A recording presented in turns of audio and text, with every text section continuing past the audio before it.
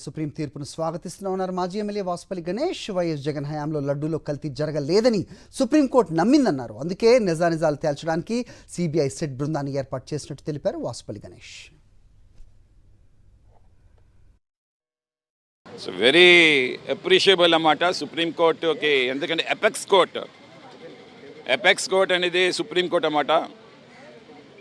మొన్న అటార్నీ జనరల్తో మాట్లాడిన కూడా వాళ్ళు చాలా మర్యాదపూర్వకంగా చెప్పారన్నమాట. ఎందుకంటే మనం చూస్తూ ఉన్నాం తిరుమల తిరుపతి దేవస్థానానికి చీఫ్ జస్టిస్ సుప్రీంకోర్టు జడ్జెస్లు కూడా వస్తూ ఉంటారన్నమాట. వాళ్ళకి తెలుసు పవిత్రత కోసం అన్నమాట. గత 5 సంవత్సరాలు జగన్మోహన్ రెడ్డి గారు యొక్క పవిత్రతను తిరుమల తిరుపతి దేవస్థానం కాపాడడం కోసం ఏ రకమైన చర్యలు చేపట్టారో ఇవన్నీ కూడా సుప్రీంకోర్టు చూస్తూ ఉందన్నమాట. జగన్మోహన్ రెడ్డి గారి మీద నమ్మకం అనేది ఒకటి ఉందన్నమాట. అడల్ట్రేషన్ జరగలేదనేది వారికి పూర్తిగా అర్థం చేసుకున్నారన్నమాట. జరిగింది అనుకుంటే ఏ రకంగా జరిగింది, ఎందుకు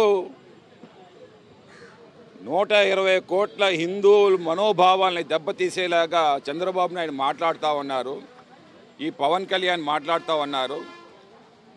దీనిని ప్రజల్లో ఉండే మిస్అండర్స్టాండింగ్స్ని పూర్తిగా the wrong notions occupied in the minds of the పీపుల్ని పూర్తిగా చెరిపేయవలసిన బాధ్యత ఎపెక్స్ కోర్టుకు ఉంది. కాబట్టి ఈ 5 మెన్ కమిటీని ఏర్పాటు చేయడం జరిగింది.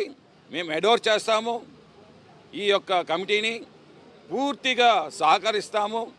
ఎందుకంటే ఈరోజు వైవి సుబ్బారెడ్డి గారు సనాతన ధర్మం అంటే పవన్ కళ్యాణ్ తెలియదు, కానీ సనాతన ధర్మాన్ని పాటించే ఏకైక నాయకుడు చెప్పాలంటే వైవి సుబ్బారెడ్డి గారు, కరుణాకర్ రెడ్డి గారు. సో ఆ రకమైన లీడర్షిప్లోనేమో తిరుమల తిరుపతి దేవస్థానం ఎప్పుడూ కూడా పవిత్రంగానే చూసుకొని వెళ్ళాము, అపవిత్రం అనేది ఎక్కడ కూడా చేయలేదని చెప్పేసి మేమైతే మాత్రం 100% మేము తెలియజేస్తా ఉన్నాము.